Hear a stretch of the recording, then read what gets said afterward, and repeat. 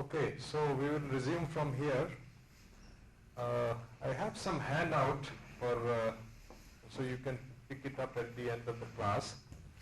It doesn't have much of what I did.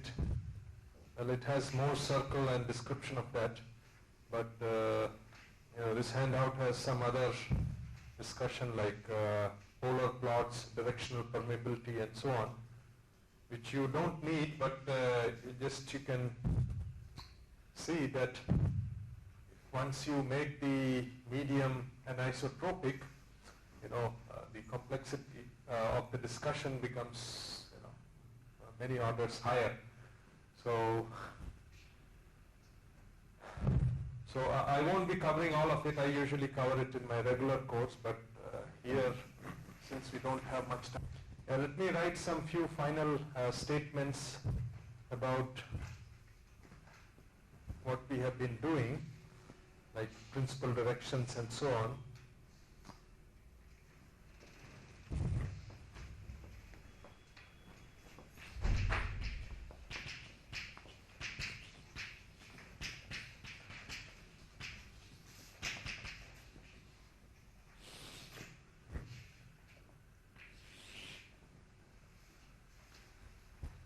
So as I said, we can have one coordinate like x, y, and z, and then for a certain direction you will have permeability tensor in the, so this is like a dashed form here.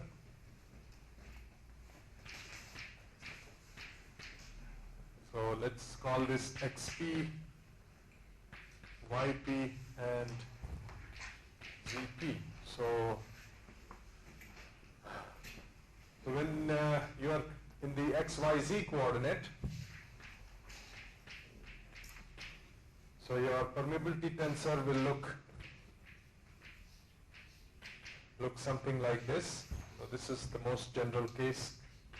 Say k11, k12, k13, k21, k22, k23, k31, k32,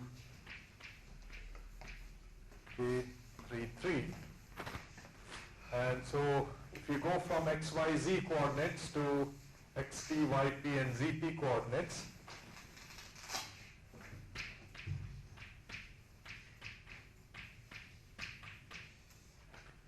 so all of a sudden your permeability tensor will look different. So what do you think it will look like?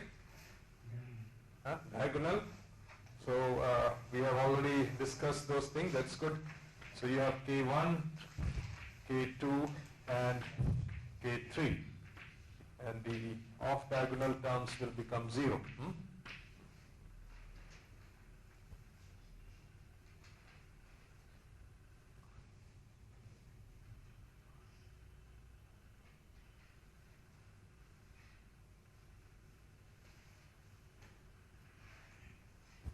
So just for your discussion, I don't think I will have time to go into this, giving you assignment and so on, but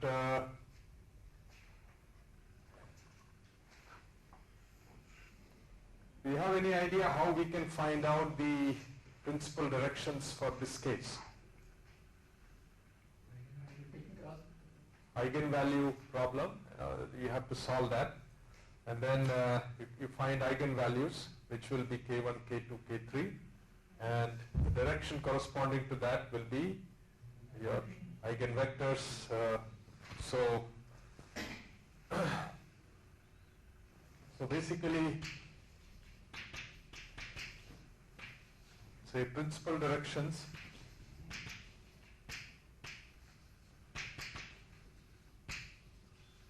are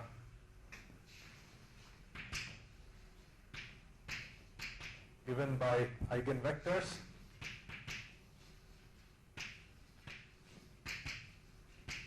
So the process is the same as the way we do it for stress tensor or strain tensor and so on. And so K1, K2 and K3, these are your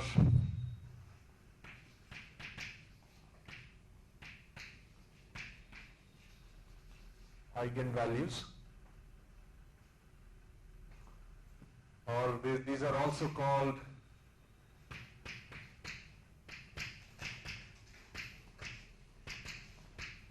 say principal permeability components.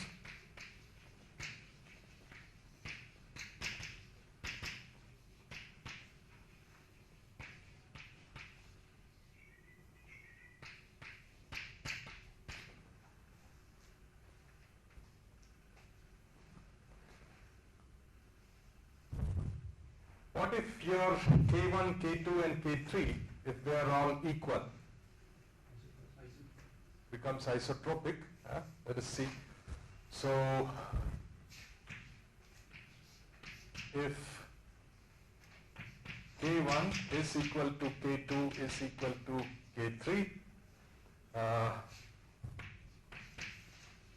then it is an isotropic medium.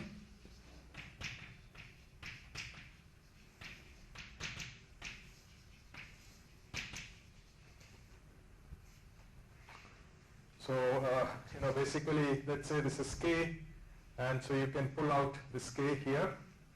So, K will be something like this, K times 1, 1, 1, 0, 0, 0. Okay? So, how do you get this kind of a matrix? The identity matrix, and it's a unity matrix also, and we discussed that Kronecker delta. Okay, so this kind of a tensor is generated using that. So this can be written as K times okay, where I is equal to delta ij ei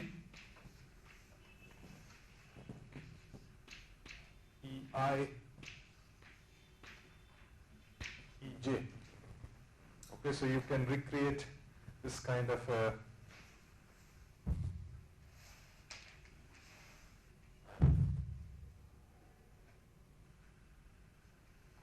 so I'm kind of matching both these matrix notation and then tensor notation. So I hope you understand that usually we just stick to the tensor notation here. Where this is the identity matrix. So I is your this thing, and I is called the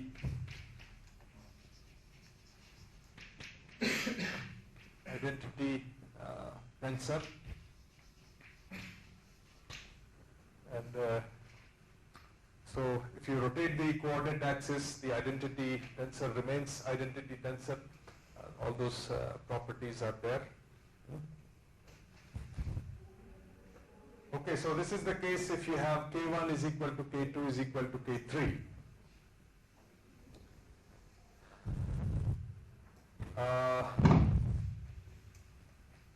Now there are certain medium where you have like axis of symmetry. Okay, so you have symmetry about that axis. So axisymmetric case. So in that case, what do you think will happen to the permeability?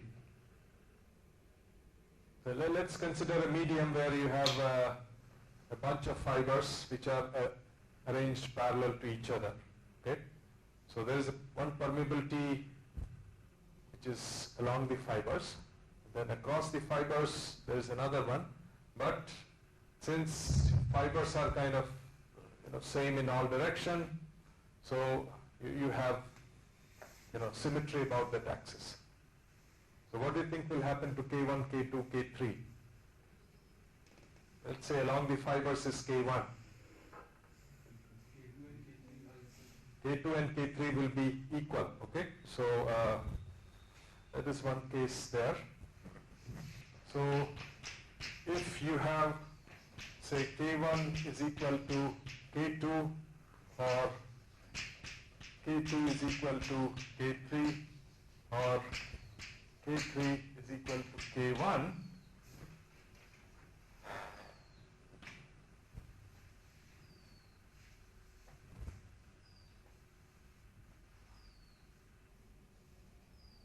then it is called say transversal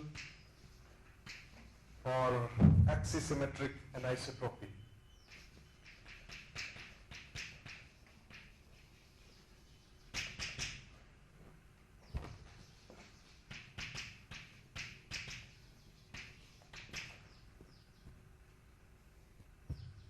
So as I said, for example, say permeability of a bank of fibers.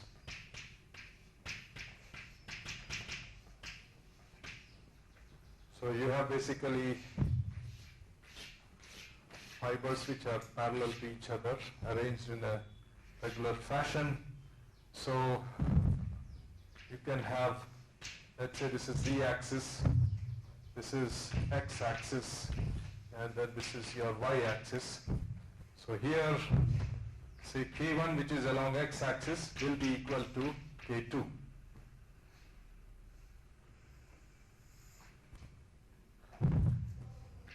So we have permeability, which is a tensor. Now we discussed earlier the form of Darcy's law, where instead of permeability you have hydraulic conductivity. Okay? So what will the hydraulic conductivity look like for an isotropic medium? Huh? Do you recall that relation?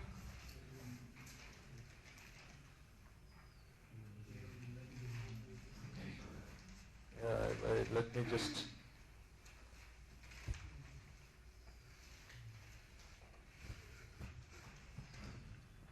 So that is the next point. I guess I want you to recall. Say recall that hydraulic conductivity is related to the permeability through this relation K rho G divided by mu, right? So if K becomes a tensor, what happens to KH? It also will be a tensor, just multiply with some constants. Huh?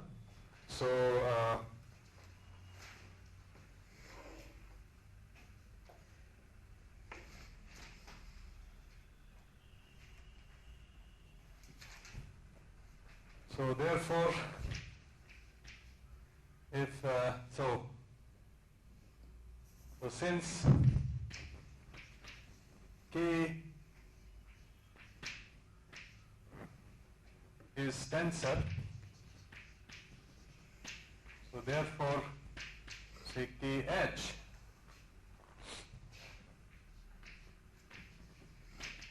will also be tensor,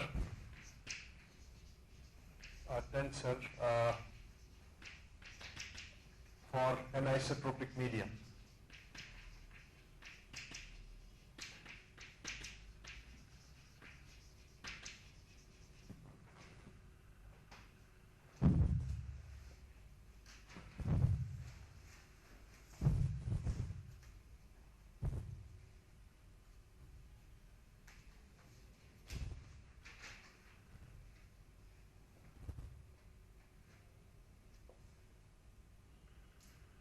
Okay, I want you to do one little example. You know, this is the shape of the tensor for the isotropic material. Let's look at the Darcy's law and try to use this to get. So the general Darcy's law is like this.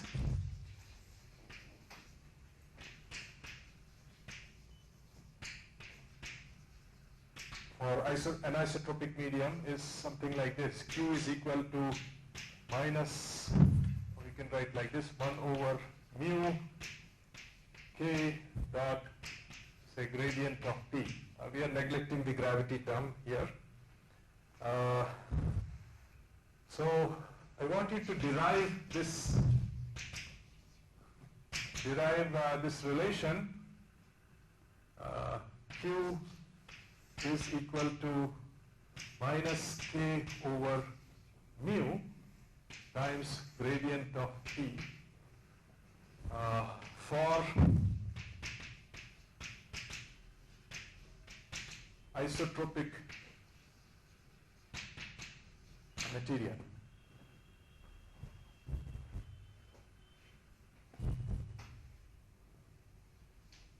See if you can do it. So it's a kind of quiz or something. I won't grade you.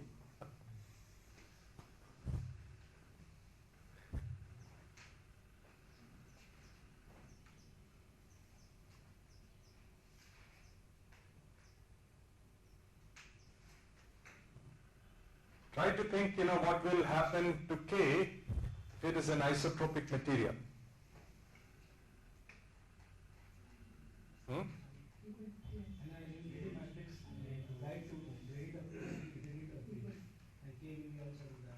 So I think you are getting it, but you have to write it in the form of the dyads, so that you can take the dot product and do the other things that are necessary. So let me just give you the first step. So this is what we have to derive. So here, say K. So you just now mentioned it has to be identity matrix. So let's say it will be some K times the identity matrix like this. Okay, which in the matrix form will look like this: K times 1, 1, 1, 0, 0, 0. So this is in the matrix form here. So we would like to do that in the form of a dyad. So this is K times delta Ij times Ei Ej. This is kind of separate. So try to substitute it here and go through this dot product and show me this final form. In order to volume averaging, you need to be expert in these kinds of manipulations. So that's the reason I'm asking you to do it.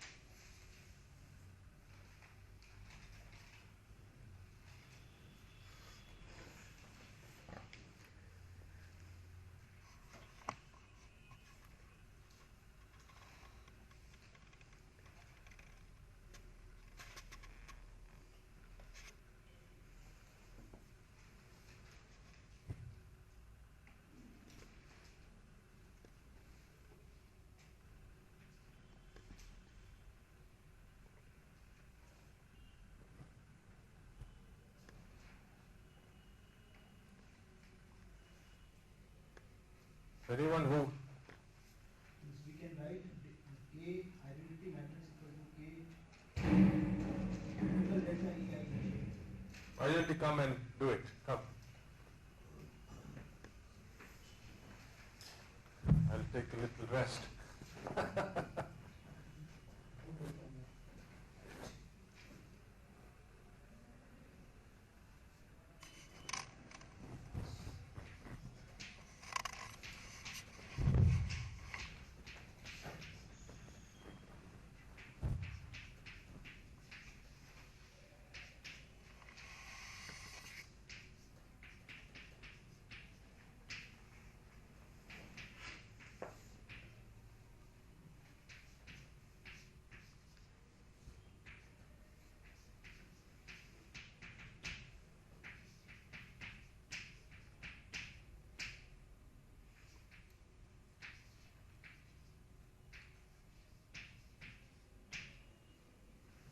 think you are on the right tracks.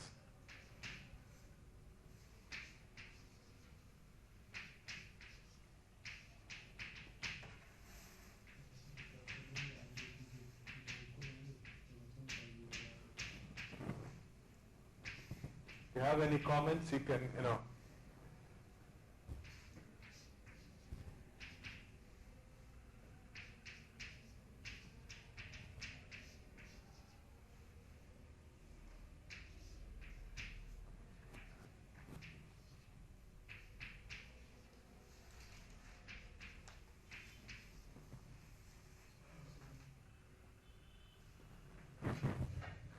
let's see.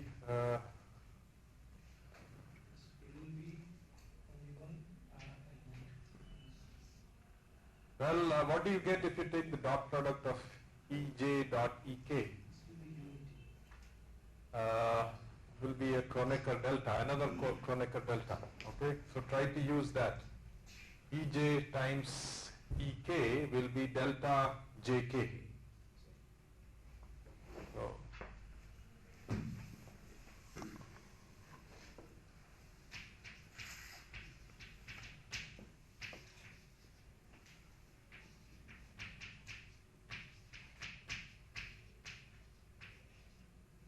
okay, so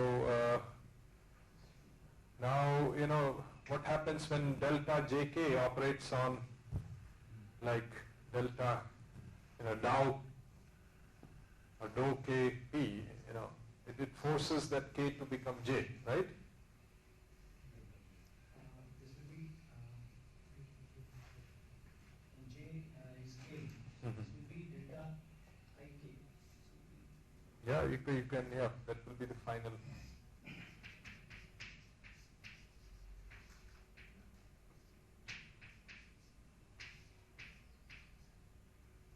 Yeah, del Kp, and then there is at the out you have Ei, and then now this will force this to become I, right?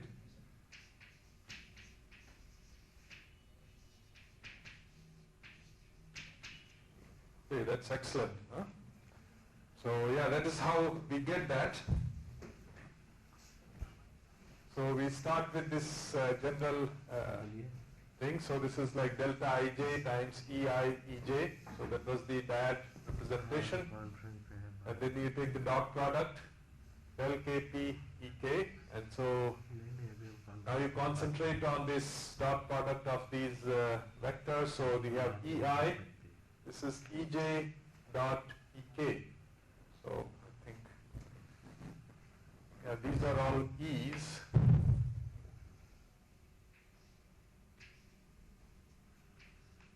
Okay? And so this is your delta Ij, and then this becomes delta Jk. And then you have Ei present here. And so when this operates on this one, so it will force J to become I, otherwise the product goes to 0. So this J becomes I because of this operation of this. And then you say that this is going to operate on this index, so it will force it to become I. So this becomes del I P times this. And so what is this? Del I P Ei? The gradient of pressure. So this is your minus K over mu gradient of P. So you start from here and you get this, and that is what is required. Okay. So this is just a kind of simple examples. I hope all of you got that picture. If you have any questions about these steps.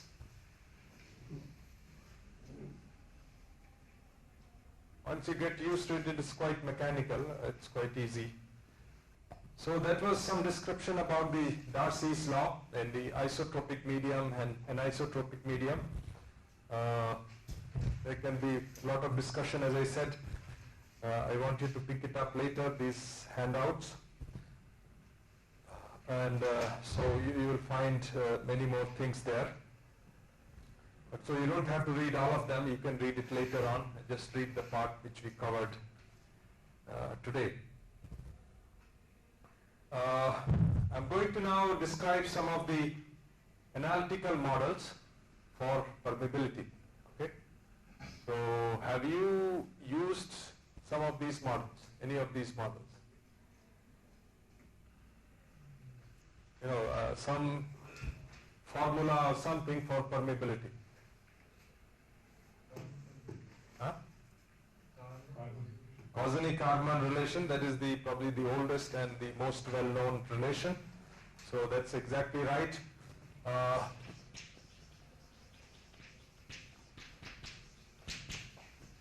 So permeability models,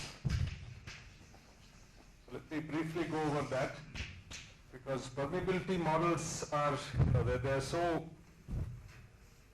many of them that at least, I can 100 to 200 probably you can easily find in the literature. Okay, so some are based on simplified models, physical model like flow through cylinders or flow through a tube, things like that. Others are empirically derived models. So I will list 2 or 3 of them, and which will give you, what is the typical dependence of permeability on different quantities. So one is the Kozeny and Karman model.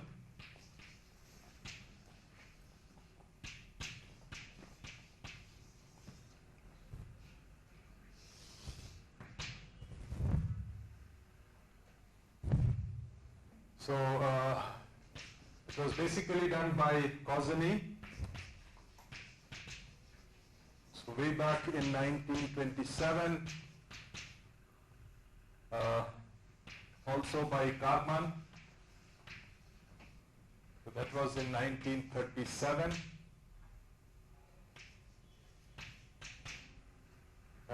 And Blake, there's another person by the name Blake. So he did, I think, in 1920 something.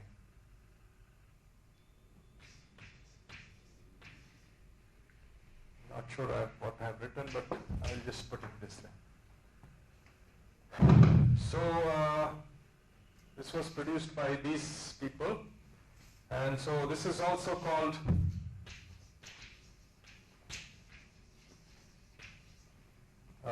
Blake-Kozeny-Karman model.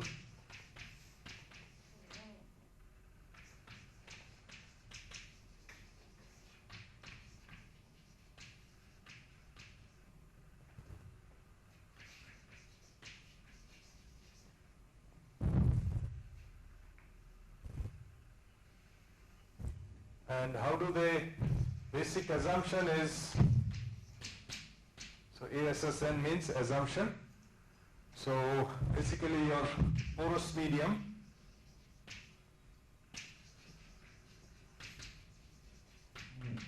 is treated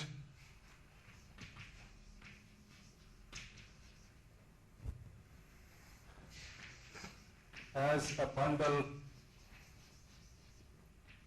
of equal length capillary tubes.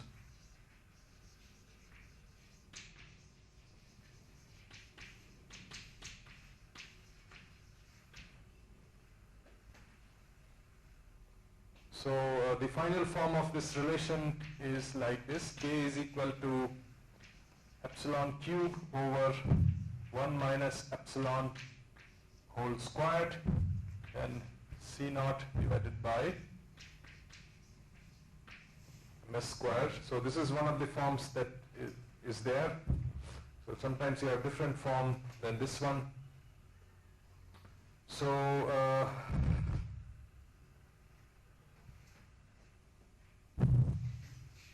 so C naught and MS, these are so constants. So C naught is equal to 1 over 2 and 1 over 6. So gives the best agreement with experiments.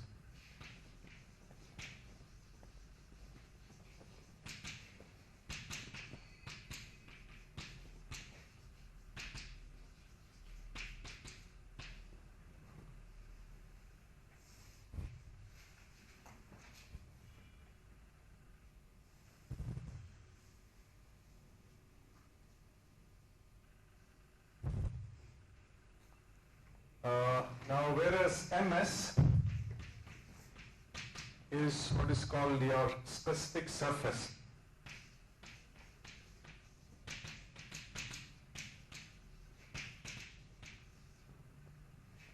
So this is equal to, say, total particle surface area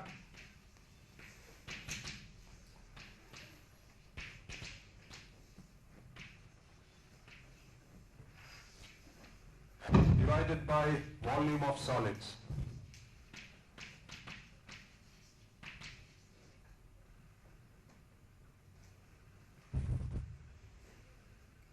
And so people have found different values. So MS is equal to 6 by D, the diameter for spheres.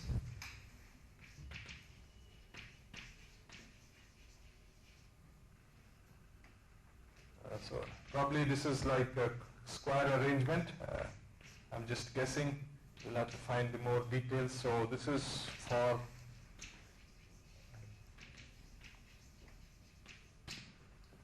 cylinders, okay? So it will very much depend on the packing, but I'm guessing that this is the. And so Korseny-Kármán model is one of the oldest permeability model. So as you can see, permeability will be a strong function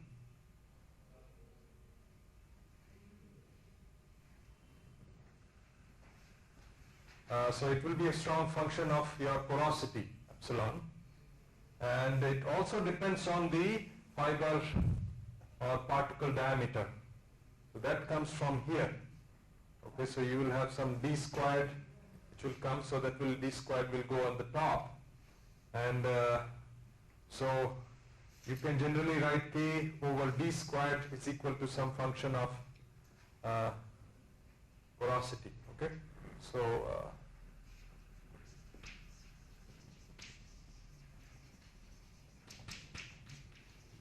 can be written as, say, k over d square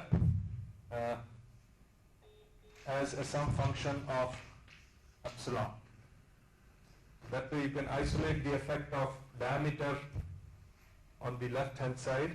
So this is like a dimensionless permeability. So yeah, I forgot to mention the units of permeability. What are the units of permeability? Meter square. Actually, meter squared that will be, because if you look at this, epsilon is dimensionless, unitless. So C naught is just again dimensionless again, and this MS will have 6 and 4 divided by D. So D has the dimensions of length or meters. So K will be in terms of meters. So of course meters is very large. We deal in terms of very small units, something like 10 raised to the power minus 12. What is 1 Darcy equal to, do you know? 10 raised to the power minus 12. So it is around that, I don't know the exact one, but I don't think I have it here, but yeah, so the units of K is in terms of meters squared, but the usual unit is like Darcy. So what was the number that you had remembered? 0.987 into 10 to the power minus 12. 0.987 into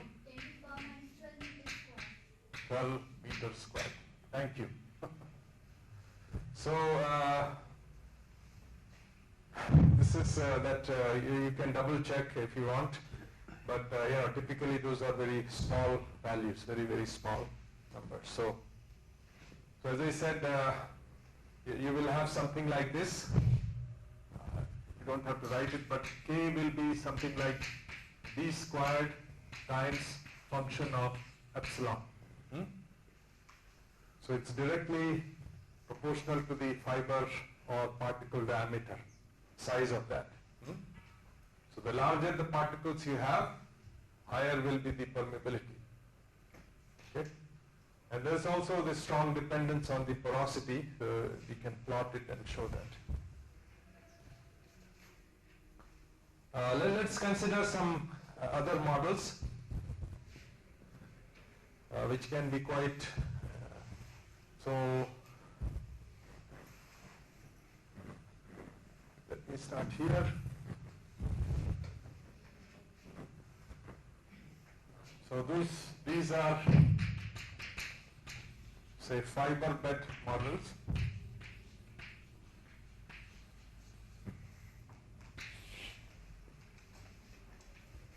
So there is one, say, Bruschi and Advani model.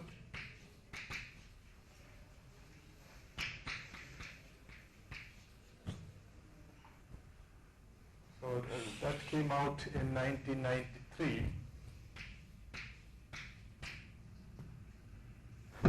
So here the expression is something like this. K, instead of writing in terms of D, we are writing in terms of radius of particles, or the radius of fibers. So this is equal to 1 over 3 1 minus L squared whole squared divided by L cube 3L tan inverse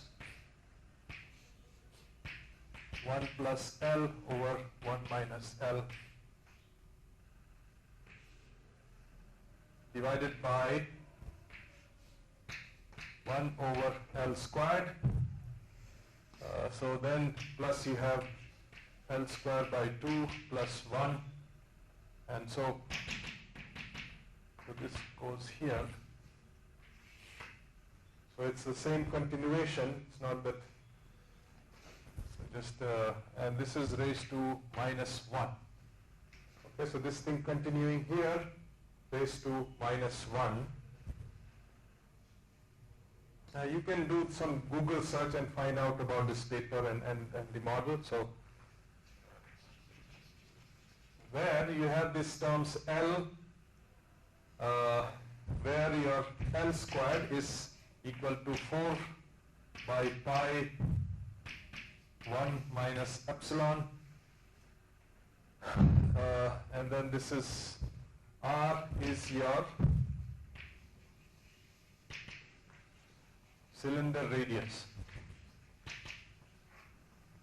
Okay? So it's basically derived from this flow situation. Let's say you have, so these fibers are arranged like this, and the flow is happening. So there is streamlines which are going like this. And what is the pressure drop for a given flow rate? And you can solve it analytically to get this using the lubrication approximation. So I won't go into the details of the derivation.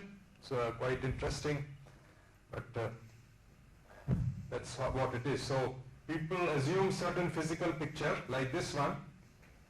Okay, so these fibers are arranged. They're regular fibers, same size fibers, and they are arranged in square fashion, and the flow is happening symmetrically like this. So you can estimate the pressure drop for a given flow rate. So similar type of model was done by Gebhardt. So both these groups are working in actually composites processing. So that's why you get. So this is like flow perpendicular to fiber axis. Okay, so just keep that in mind.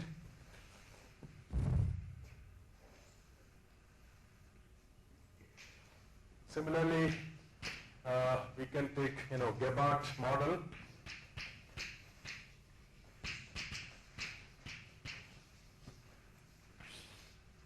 So that came out even earlier.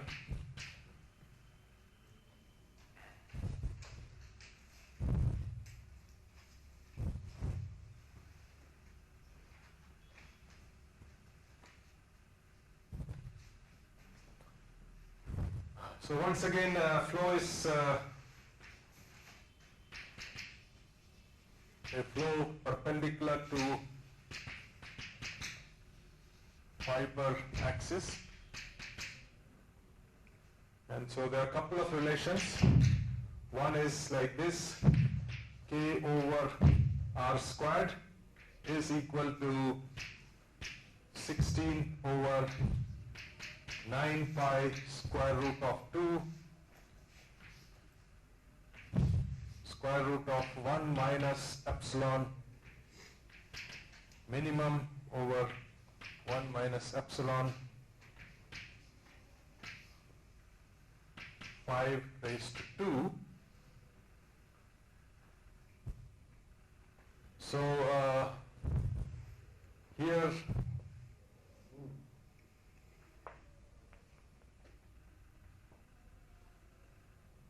here this is for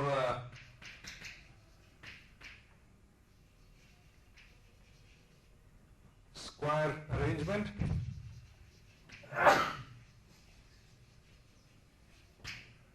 Where you have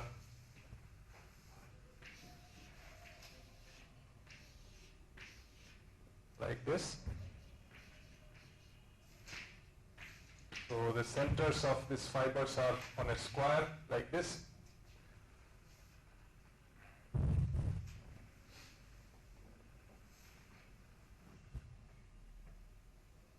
So from this you can find out your epsilon.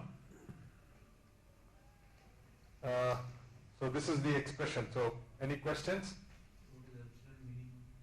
Good question. What is epsilon minimum? Means say you take this square here.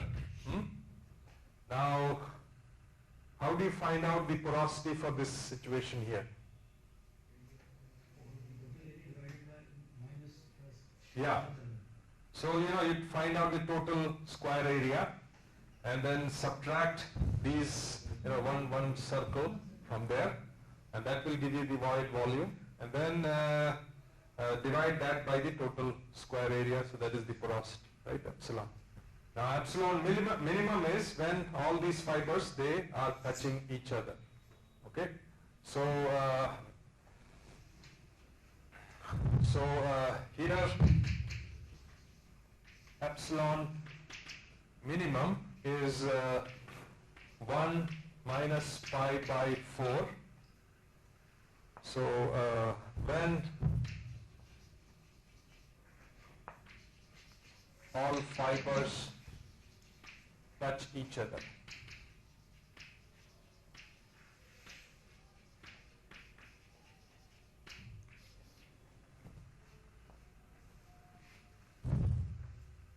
Okay, so this was for the square arrangement.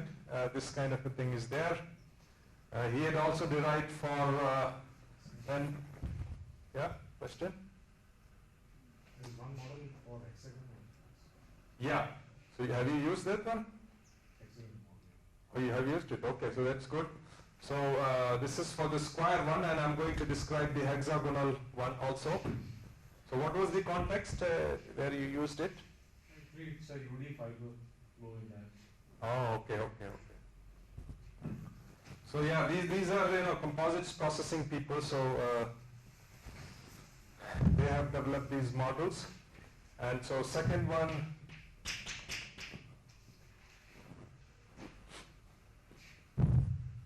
so there is your K by R squared is equal to 16 9 pi over square root of 6 1 minus epsilon minimum divided by 1 minus epsilon minus 1 pi over 2. So this is for say hexagonal arrangement.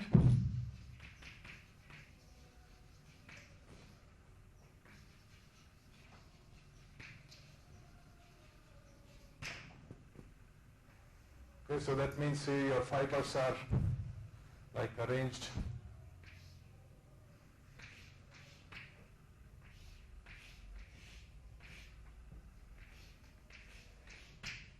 like this. So these fiber centers are here like these, and the flow is happening across that. And so for this case, epsilon minimum will be different than for this case. So here is equal to 1 minus pi over 2 square root of 3.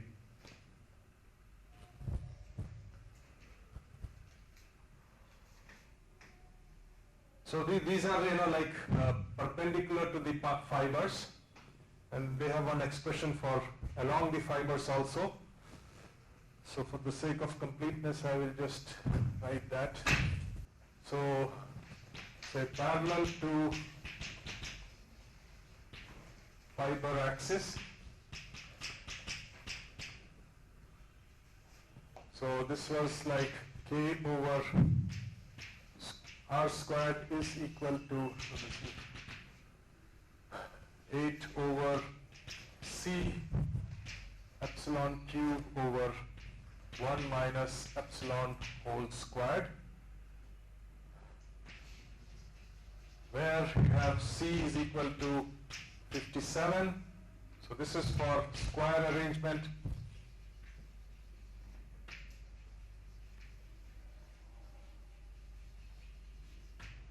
And then say C is equal to 53 for hexagonal arrangement.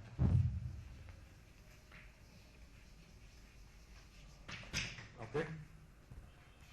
So these are 2-3 examples of permeability models that are there.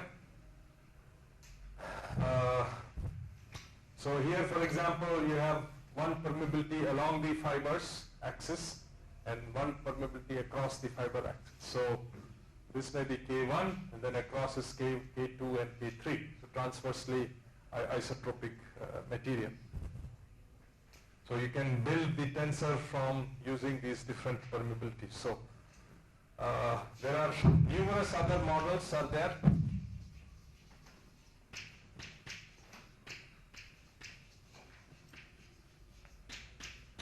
Some of these models are listed in the textbook, my textbook that I gave yesterday evening. Okay, so book on wicking. So I have listed several of those models there. Okay.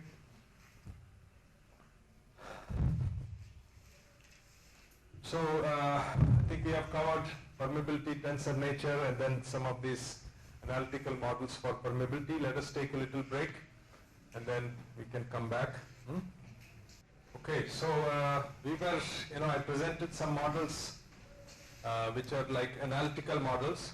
So people derive those expressions from, assuming Stokes flow in those geometries, very slow flows in those geometries, and, giving some, getting some mathematical expression for permeability. Those are fine, you assume certain geometry and find out something, permeability. So that gives you some measure, some order of magnitude of this very crucial quantity. But is it equal to the real thing? That is the main question. People ask, and people have been asking for many decades now, and permeability remains one of the very tricky properties to measure. Okay, because I showed you that K is is equal to d squared, some function of epsilon. So it's very, very sensitive to d squared some length, like space between particles also. This is diameter, but it can be also space between particles. And if the spacing between the particle or spacing between porous medium and the side plate, if it increases, suddenly the permeability in that region increases. And the overall permeability is inaccurate because of that. So there are many experimental issues related to this. So people, especially in the composites processing area, they are trying to come up with some kind of standards for the measurement of permeability of fabrics and other things. Because that is very important, because fabrics are anisotropic material, unlike sand or something which is isotropic, relatively easy to measure. So we will do how to measure this permeability. So how do we do that? You basically create very simple flows. Keep the geometry of the flow very simple, and keep have simple flows in those geometries. So simple geometry and flows.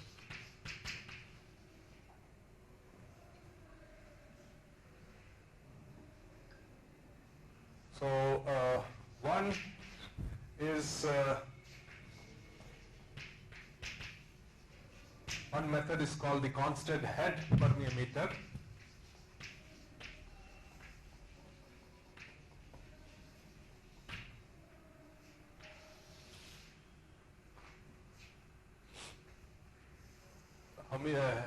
Did anyone of you heard about this method? Well, let me explain that.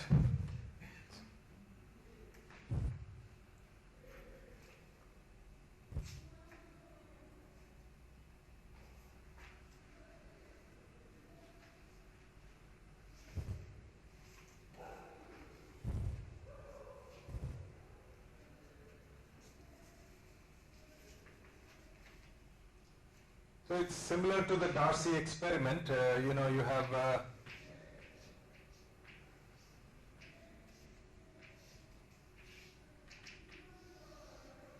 let's say some kind of a porous medium like here, and this is connected to some input of liquid. So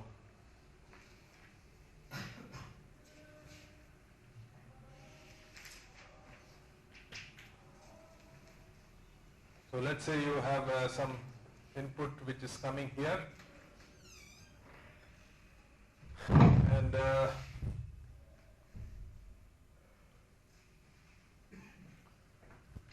so liquid is also dripping out and it's going out. So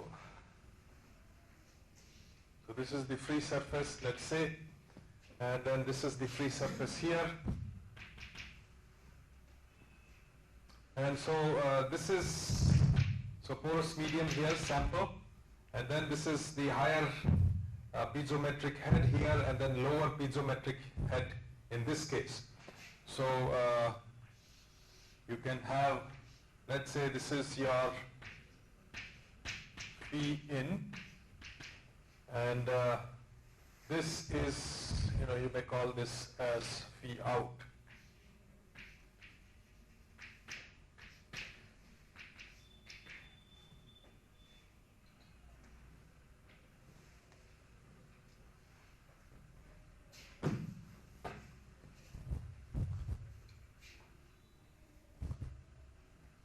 So the flow is happening because of this higher pressure, means piezometric head, which is forcing the liquid to go through this material like this. And so if you look at the Darcy's law,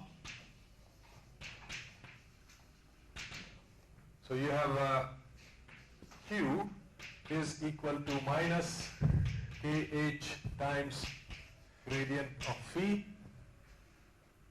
So this is the discharge, specific discharge, which is nothing but flow rate divided by area A.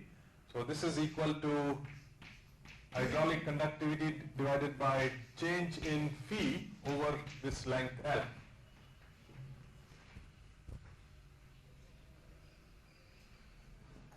So from here we can get KH is equal to, say, QL over, say, A times delta phi. So that is your hydraulic conductivity expression for that.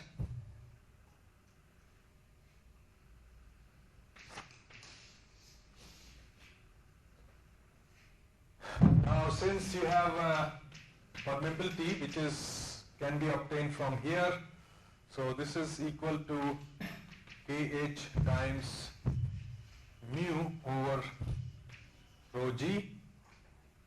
So therefore, so this can be converted into permeability also, and that is equal to, say, QL mu divided by A times delta phi times rho g. So it's a very simple setup, and I think it has been around for several decades now, and you can find permeability for this kind of a medium. Okay? But what is the constraint here? What type of medium can we consider? It has to be isotropic medium, because we are using isotropic form here. So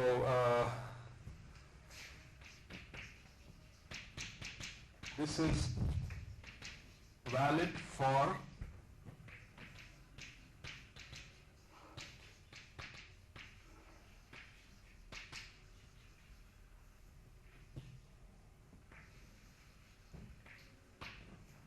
okay. So this is one method. There is another method which is called the falling head permeameter. So this is constant head. Actually, you should put a hyphen here, showing that constant head is one word.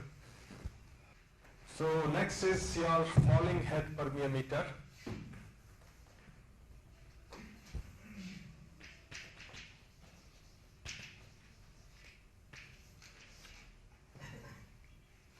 So what we do here is like this.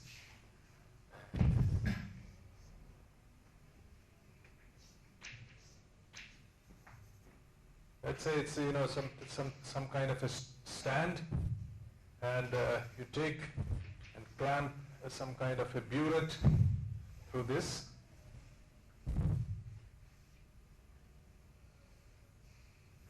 So let's say you have a thick, and then there is some sample here, like this one. And so you start with this, and then it falls down here. So you fill it up with liquid, it keeps dripping here, and then you collect it and measure your flow rate using this thing. So let's say the initial head is H1.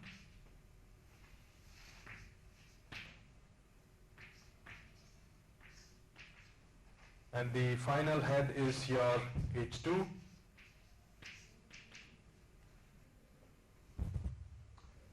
So this is your porous sample here.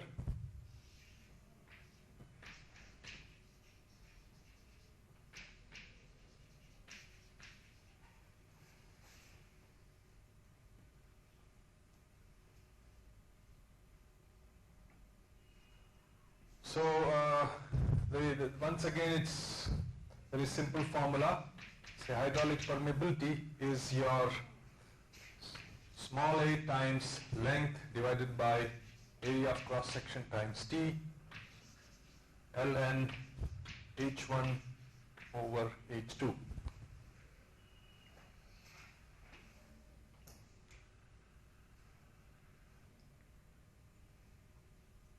So what is A and what is capital A? So here, say small a is your whatever the burette CS means cross section area, and capital A is your, which is the larger area, I think you may say, and the sample area here is smaller one. So this is the sample cross section area, and the length is your sample length.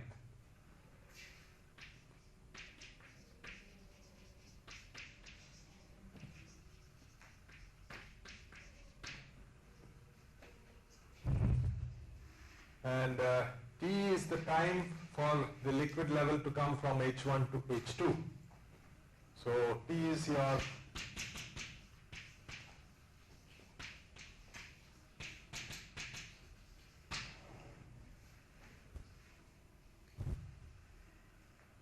okay, so this once again is a very simple setup.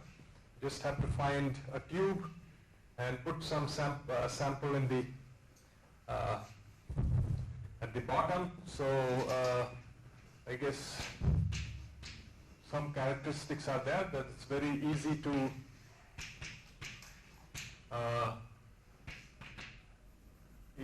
conduct experiment.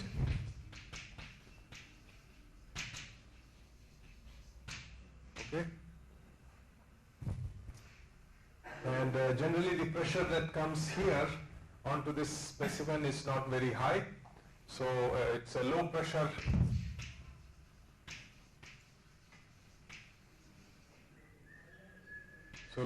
applied on specimen.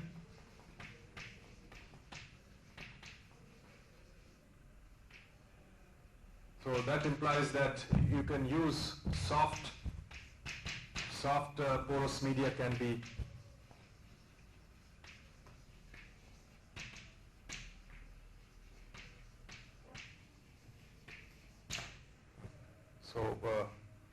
so which is kind of a nice thing to do.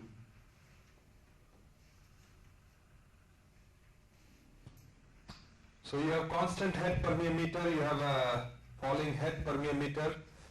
You can easily derive these formulas. I usually give as an exercise for my students in a regular class, but since this is like a condensed class, I will just give you the final result here.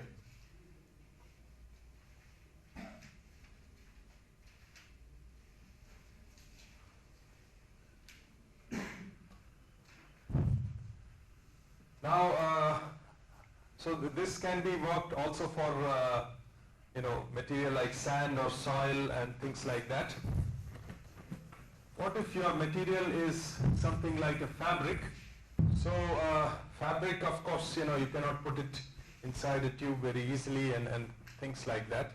So we typically do what is we make a flat mold and put it, say take two plates and compress the fabric between those two.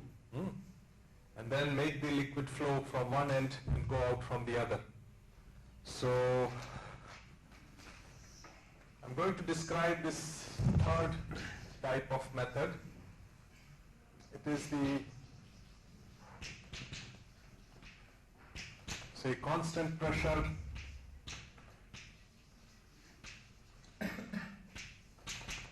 say 1D flow method.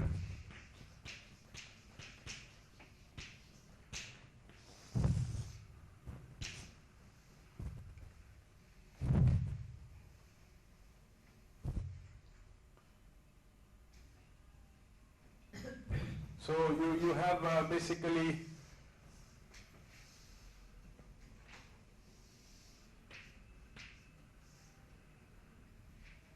a cavity like this. So you create it using plates at top and plate at the bottom. And then there is a spacer on the sides and then all those things that you have to do. So you put like some layers of fabric here.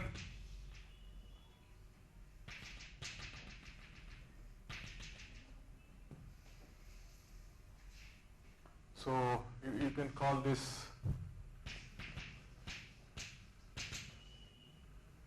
fabrics, and so the flow is happening from this end to this end, and so this is the length of the medium,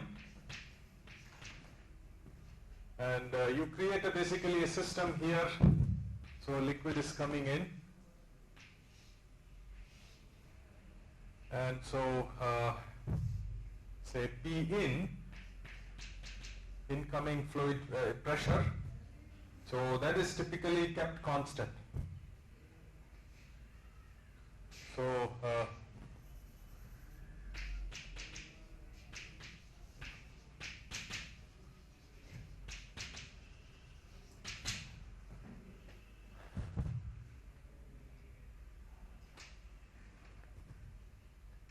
so if you look at the Darcy's law, this is your, say, Q, which is equal to Q by A, will be equal to, let's say, minus K by mu dP dx. Okay?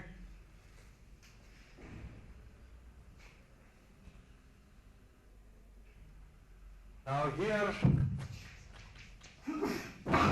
say P of x. X is, you may call this coordinate here, from here to here. This is the x-axis. So P of x is basically something like this. P in divided by L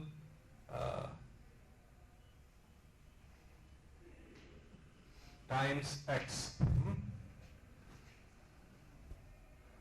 Or something like that. It's a linear profile.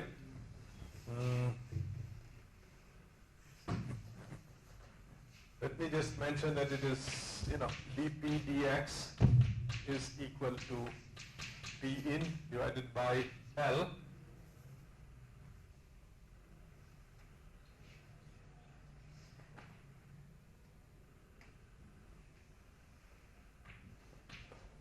Do you think that is correct?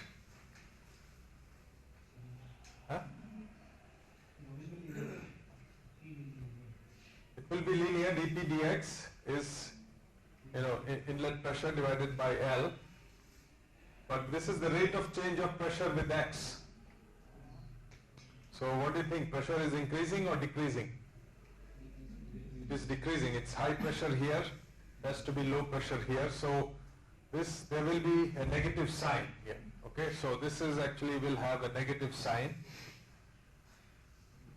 So in that sense it is wrong. And so you put this thing here. So therefore you have say Q by A is equal to K by mu P in divided by L. And from here you can find your permeability K. So K is equal to mu Q L divided by A times P in. Now what is the restriction here?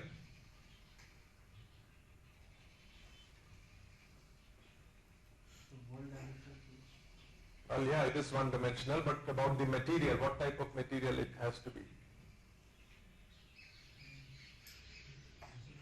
It is isotropic, so this is very simplest form I am using. So even though it is a fabric, it has to be isotropic material, something like a random fiber mat or that kind of a material. So you have this expression. So this will work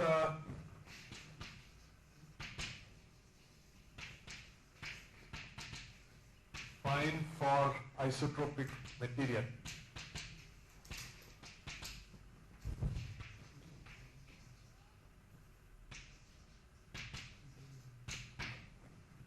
But most fabrics are typically anisotropic. Okay, so let's see what happens then. So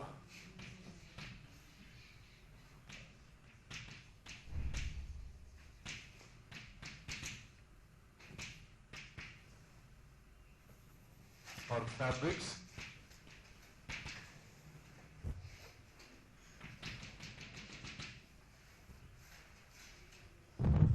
so we are going to consider, say, 2D flow in this case. So when we consider a tensor, permeability tensor, we'll have 2 by 2 matrix.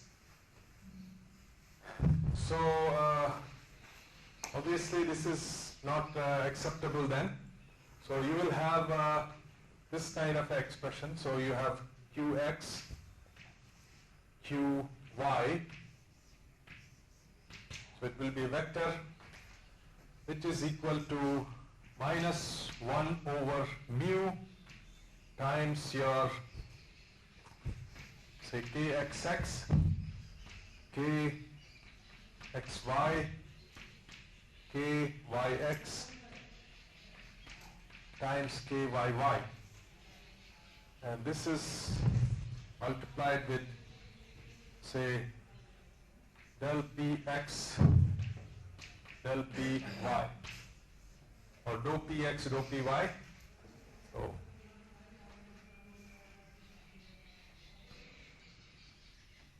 So here we are assuming, say, x and y. So this is the x direction here. The y direction will be perpendicular to that. So assuming x and y are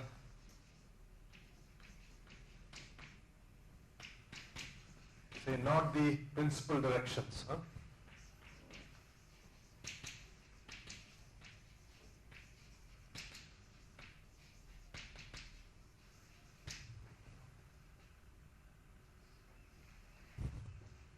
Okay, so somehow we have to find this tensor from this flow experiment. So let us see what do we usually do. So you have to think of this domain here, flow domain, and some kind of boundary conditions to solve that type of equation. So this is the constant pressure 1D flow method. So let's look at the flow domain and PCs.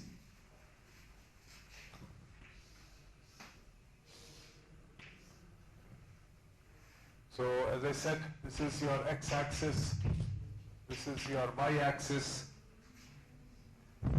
and the flow is happening along this direction. There is no flow through the side walls, or the top walls and the bottom walls also.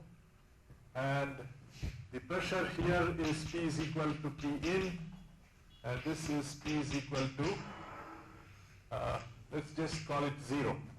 Okay, so this is all gauge pressure. So the outside, it is just empty air. So this is going to be gauge pressure there, and then inlet pressure is higher. And there is no flow here. So that means your Qy is 0. Similarly, Qy is 0.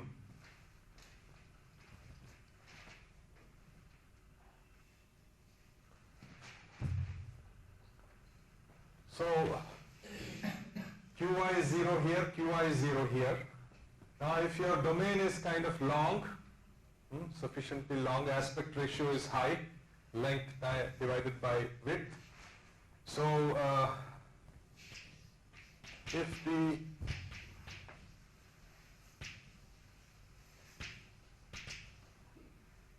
domain is long and narrow,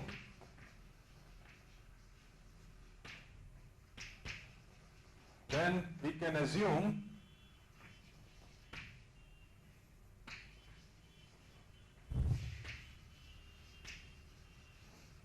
that say Qy is identically 0 everywhere. Okay? So sometimes it doesn't work, but most cases it should work. Okay? So let's see what happens to that equation that I gave you. I gave you the whole set of that Darcy's law in that form. So you put Qy is equal to 0, okay? And let's see what happens. So can you give me what is the expression for Qy from that tensor? So minus 1 over mu. Yes, so it is Kyx. Yeah, del x p Kyy say del y p.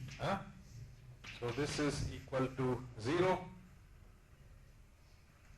And you can mark that expression as A. I forgot to just mark it as A. And so this is from expression A. Now this is telling something about the pressure gradient along the y direction, this particular expression. So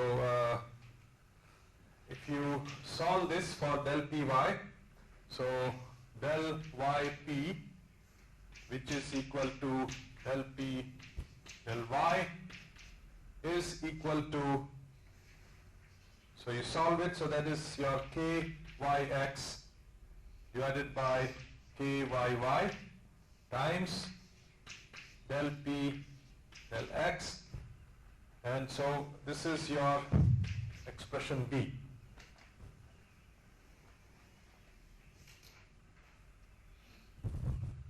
So this is an expression for pressure gradient along the y direction for that condition.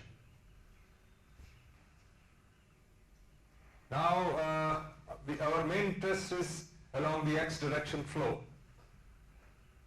So let's do that. So now Qx is equal to, you do the same thing, minus 1 over mu, and use the expression A, so you get Kxx del xp plus Kxy del yp. So let's say this is your expression C. So as usual, this is from A.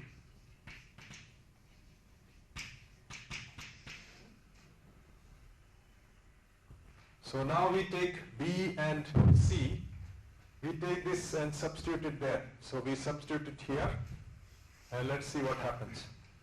So, so therefore doing your B plus C, that doesn't mean that I'm adding, I'm just saying I'm using these two. So I'm taking this and substituting it here. So you are replacing del py with del px. So this is del px. And so del px can be pulled out from this. So, so this becomes your, say, Qx is equal to minus 1 over mu Kxx minus Kxy squared KYY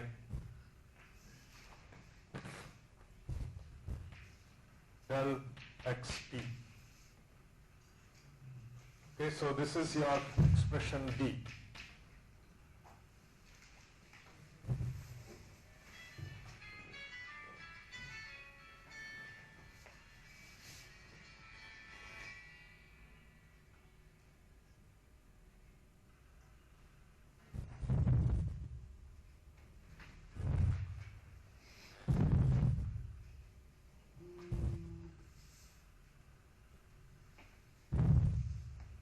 Okay, so we have this thing here, expression for Qx. Now, we have these conditions in terms of pressure, okay? So, let us try to formulate an equation in terms of pressure. So what I do is, I take this equation here and combine this with what should I combine that with?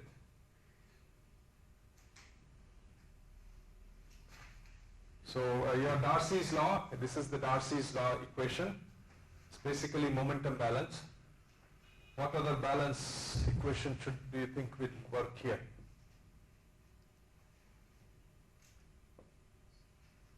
Typically, if you take your Navier-Stokes equation, you have, what is the other equation apart from continuity, the mass balance, okay?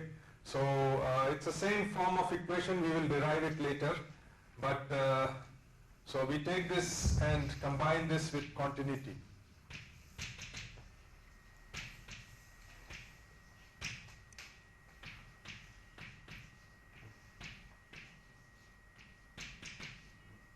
So it's the same form, you will be surprised to see it remains the same. We will derive it later, but you can combine this with this and see what happens. So this is nothing but, say, del XQ, del XQX plus del Y QY. This is equal to 0. I hope you can see that del Y QY is equal to 0.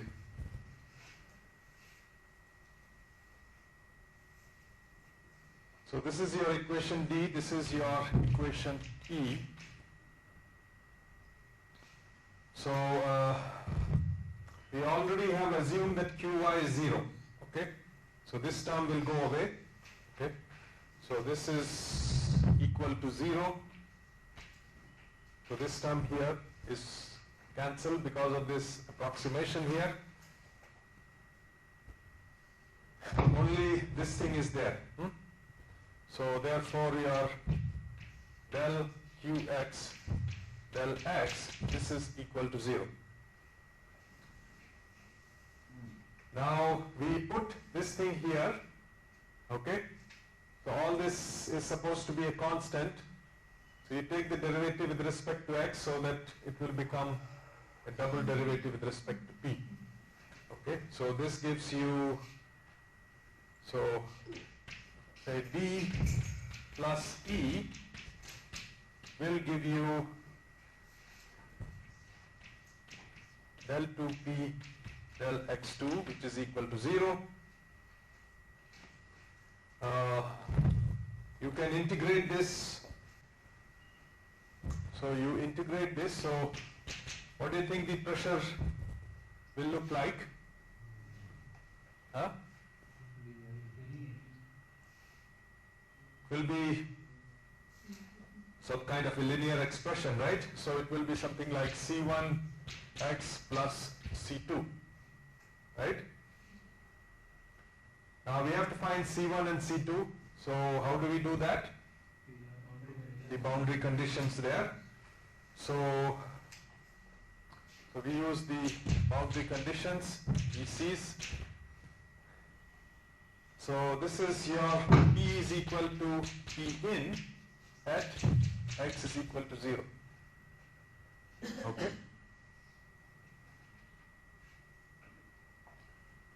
So what will that give you? C2 is equal to P in. Huh? So C2 is equal to P in. The other condition is this one. So that is P is equal to 0 at x is equal to L. So this is P in, and then you put L here. So C1 will be minus P in divided by L, right? So C1 will be equal to minus P in divided by L, right?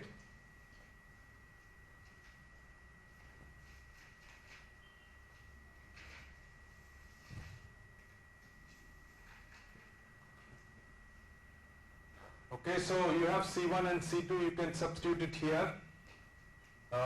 You will see that this is going to be P in, this is P in by L, and you can take P in common. So therefore, we get P of x is nothing but P in 1 minus x over L. And let us call this as expression F. Okay, so combining with continuity allowed us to find your pressure distribution in this mold here. It's a linear pressure distribution from P in to 0. So that allows us to find your Px, this value here. So we find that and substitute it there. So d plus f, that means you take the derivative and substitute it there. So that will give you say qx, which is equal to q over a is equal to all that thing, which is 1 over mu kxx minus kxy whole squared divided by kyy times your P in divided by L. Okay, if you take the derivative of this, what is the derivative? Yeah, minus P in by L, and you substituted that there. Did we get the right sign there? Yeah, minus and minus will get cancelled there, okay? So usually in these experiments, you can measure P in, inlet pressure you can measure. You can also measure the flow rate, which is Q, capital Q. Okay, so this is known, area is known, you can measure it. You can measure the inlet pressure, there is a pressure transducer at the inlet, you can find that. So this thing is known, viscosity you can measure using a viscometer. So that allows you to find this particular whole mess. Huh? So you can't find a single component, but a cluster of these components. So that is the problem with the anisotropic material. So this gives you, say, kxx minus kxy whole squared divided by kyy is equal to, say, mu ql divided by area times P in.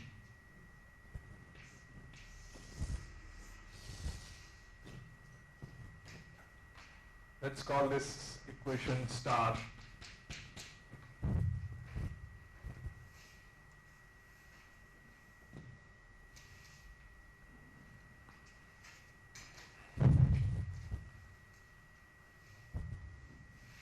So I'm going to take this and define this as like an effective permeability. So that is the permeability along this direction. For flow along this direction, you are measuring some effective permeability, which is related to tensor in this shape. Okay, so let us see. We are going to define, so definition, K effective, KEFF, is equal to KXX minus KXY squared divided by KYY.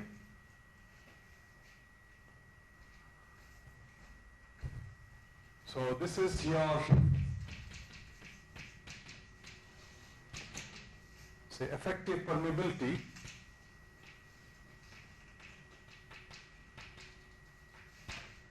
along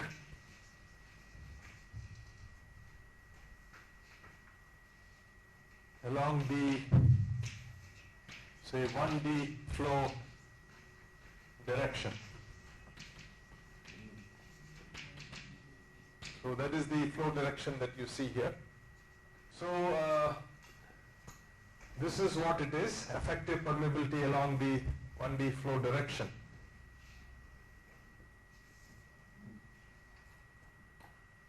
Now,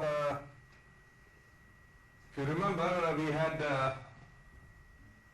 those principal permeability components, K1, K2, K3, and that was in terms of, and also theta was involved.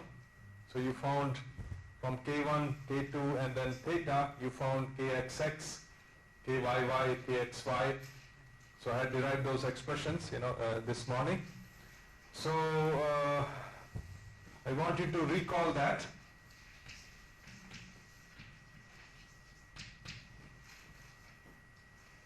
So you had KXX, so that was equal to cosine square theta K1 plus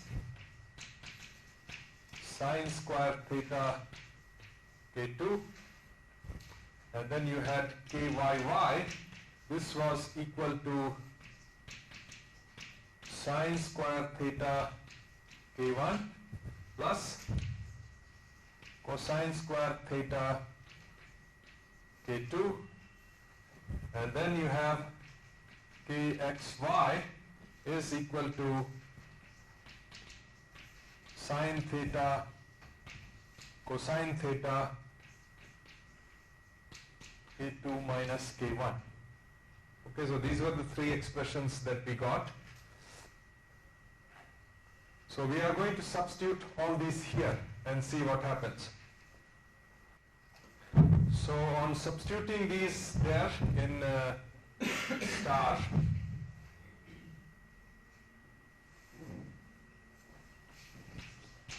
so on substituting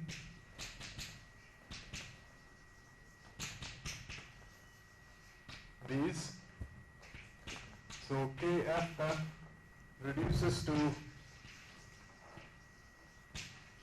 the following. So KFF, K effective permeability becomes your something like this, K1, K2 divided by your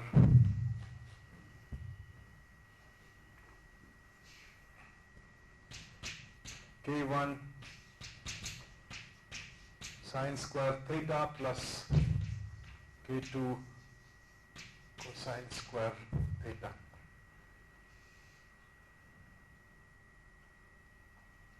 So, that is the KYY that is coming at the bottom, and so you do all these manipulations, you can derive this.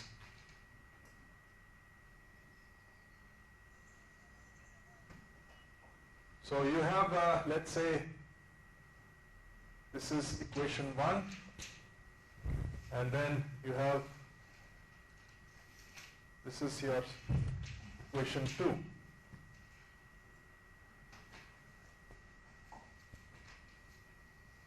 Now, we can determine your K effective using this experiment. Okay, you can measure the flow rate, you can measure the inlet pressure and find out. So note that K effective, which is equal to mu QL divided by A times P in. So this is easily measured for say 1D experiment like this one. So you make the flow happen. So this is your 1D experiment. For 1D experiment. So you have measured this is known, but we have now 3 unknowns. 1, 2 and theta. Okay? So however,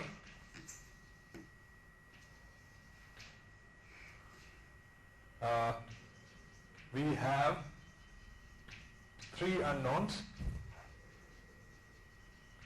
So this is your K1, K2 and theta.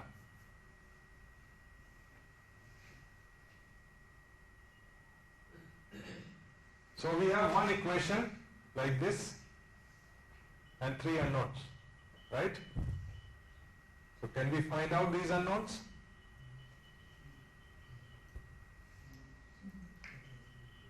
Huh? We need 3 equations, okay? So right now we just have one equation, so what do we do?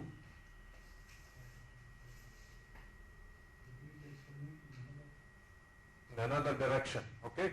So just change your theta and in such a way that you can measure this theta, like increase this theta by 45 degrees or 90 degrees such that this expression that you get can be resolved in the form of theta. So something like that, you have to do that trick. So, but the bottom line is we have 3 unknowns, K1, K2, K3, theta. So therefore we need to do say 3 1D flow experiments.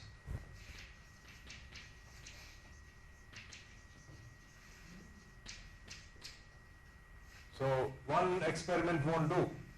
So even for this simple 2D case, you have to do 3 experiments.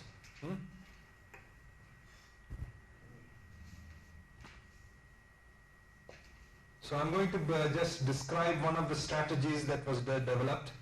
There are many strategies that have been developed to solve this thing, but one of them which I like, so I will describe that. So this is based on some work on paper. I can give you a copy of the paper if you want.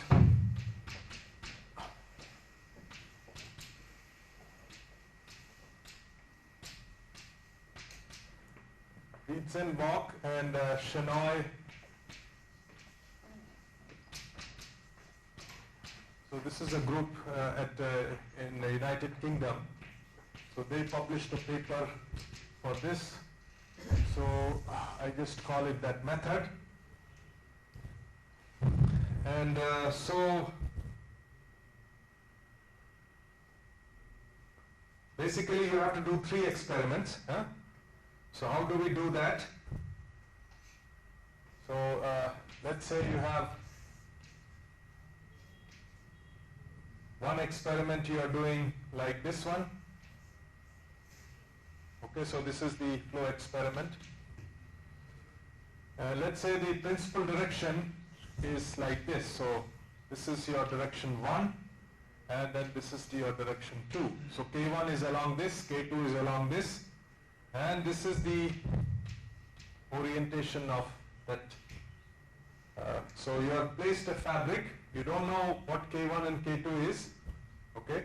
So let's say this is K1, this is K2, because we have to find theta. Theta is the unknown, because that theta will give you the orientation of the actual experimental axis with the principal axis. So it will reveal the orientation, the principal orientation, okay? So you do one experiment here. So I can call this as, so x-axis, but this is experiment 1. And then you can rotate this material by 45 degrees. And you do the experiment along, let's say, this direction. So let's say this is your direction 2, and you do experiment like this.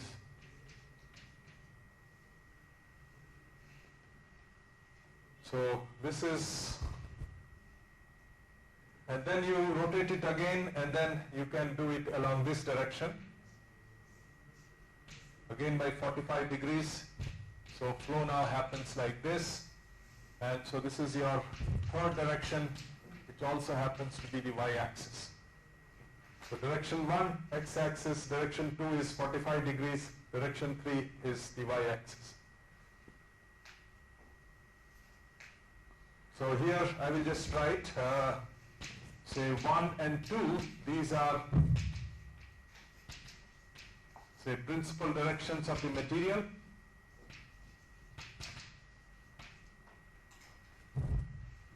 And then you have 1, 2, and 3.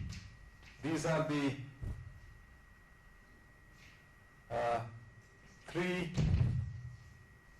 flow, 1D flow experiments, 1D flow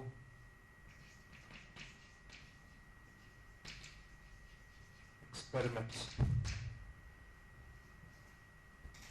So note that, for each direction you will have one theta here, So for one direction you will have theta 1, on second direction you will have theta 2, for third direction you will have theta 3.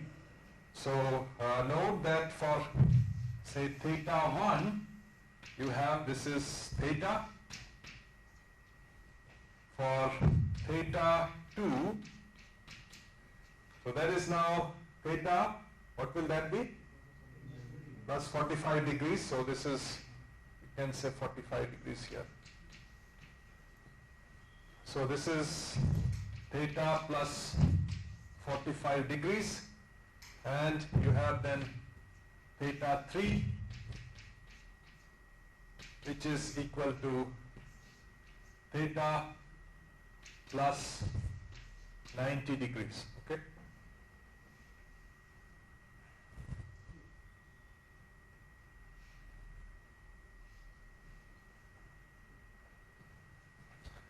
So we take this and we can substitute it here. So we get these 3 expressions like this. So we will substitute it here and we'll get 3 expressions. So therefore we have, say, K1, which is equal to K1, K2 times your K1 times sine square theta 1 plus theta K2 times cosine square theta 2. Sorry, this is 1 only. This is going to be 1. It's mixed up. K2, the same thing. K1, K2 divided by, you have K1 sine square theta 2 plus K2 cosine square theta 2.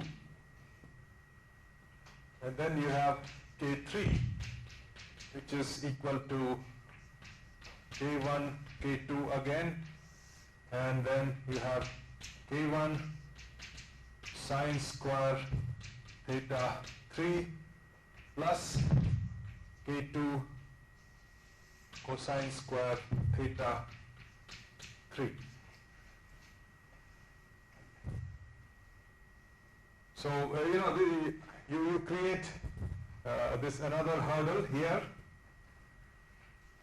So our basic aim is find permeability. Okay, so basically you have to find K1, K2, and also the theta, because that will tell you what is the orientation of K1 with respect to the whatever direction you have chosen for the material. Okay, so our objective here is express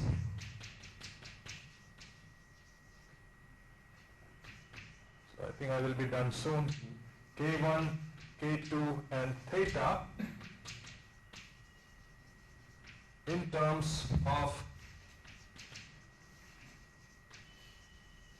say, measured K1, K2 and K3. So you can, people have, people, they basically solve this, using these expressions here and doing all kinds of manipulation. I can probably give you next time all this thing. Any questions? So,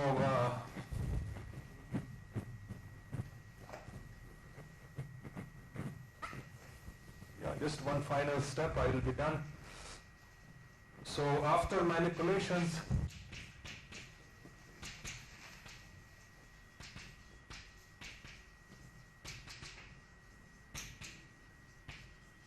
we get the following. We get K1, which is K1 A minus B over A minus B cosine 2 theta, and then you have K2, which is K3 times A plus D over A plus D cosine 2 theta. And so you see, you can find K1, K2, and then also theta. That will be half inverse tangent of this A square minus B square over K2D minus A over D.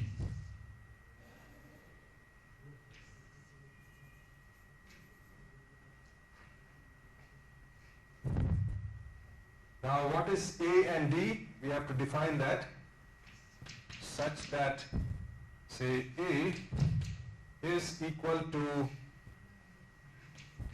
say, K1 plus K3 over 2, and then we will be done soon. So, and then you have D is equal to K1 minus K3 over 2.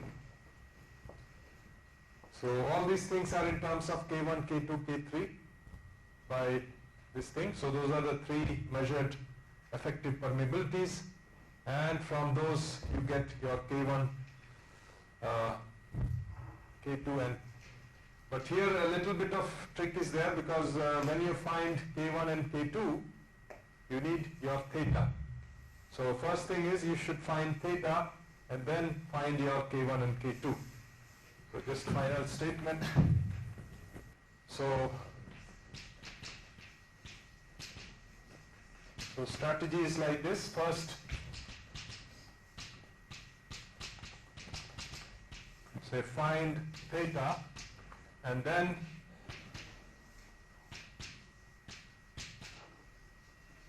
say estimate K1 and K2.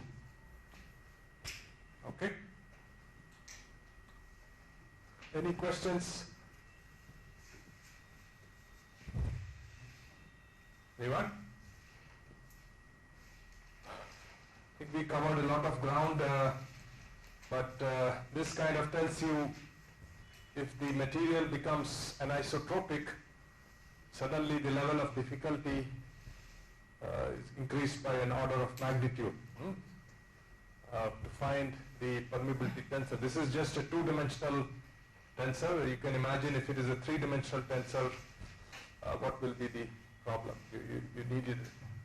Here we need 3 experiments, there you will need 6 experiments. Okay? So, so we will stop here, and if you have any individual questions, you can come, and we will start tomorrow. Okay? So thank you very much.